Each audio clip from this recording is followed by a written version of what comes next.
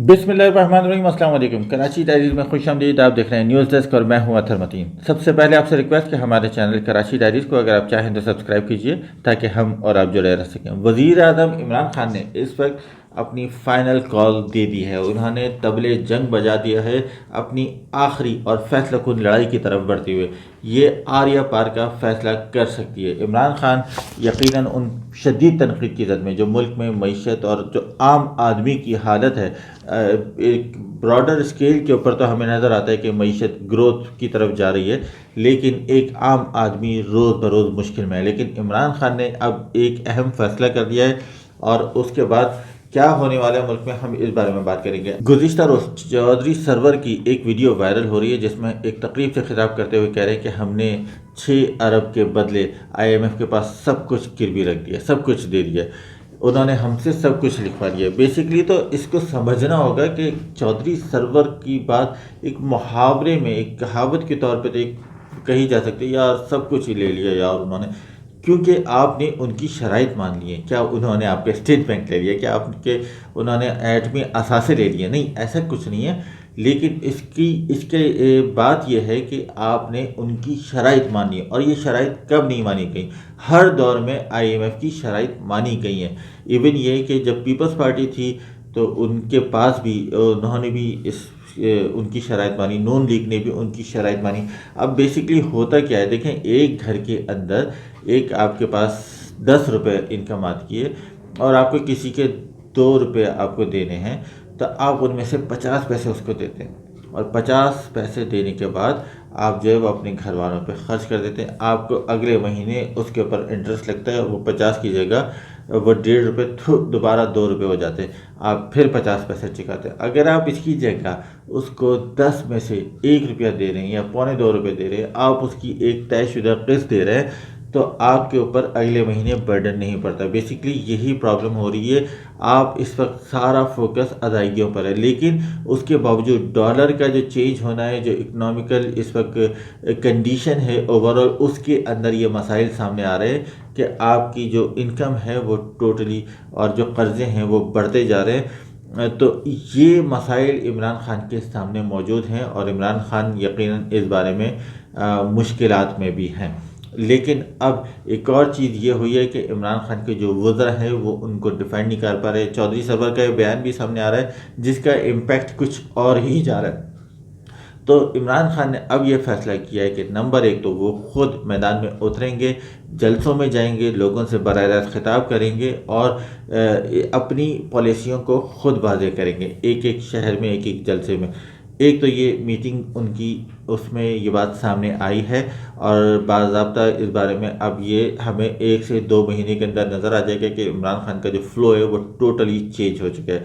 दूसरी चीज़ जो इमरान खान ने इस वक्त की है कि इमरान खान ने अपने लोगों से, अपने जो पब्लिक अकाउंट्स कमेटी के जो अरकान थे, जो मेंबर थे, उनसे खिताब करते हुए कहा, हुकूमती अरकान से, कि आप करप्शन को, आप लोग सीनियर सियासतदान, करप्शन को बेनकाब करना आपका काम है। सिर्फ आप लोग अपोजिशन की तो करप्शन करते हैं बेनकाब, आप ब्यूरोक्रेसी की करप्शन के ऊपर तो बात करते हैं, आप लोग अपने लोगों में भी अगर आपको कोई करप्शन नज़र आती है, आपको हमारी सफ़ों में, हमारे वज़रा में, हमारी जो एक मशीनरी इस वक्त गवर्नमेंट की इन्वॉल्व है, हुकूमत के लोग अगर कुछ करप्शन करते हैं तो आप उसकी भी निशानदेही करें, मुझे बताएं, हम लोग फौरी तौर पर एक्शन लेंगे। ये ऐलान आपको कभी नज़र नहीं आते, ये ऐलान कर दिया गया है और इमरान खान ने सख्त इक़दाम का फ़ैसला कर लिया है। और हमें इस बारे में ये कहा जा रहा है कि जो इमरान खान के करीबी लोग हैं उनसे बात हुई है, वो ये कहते हैं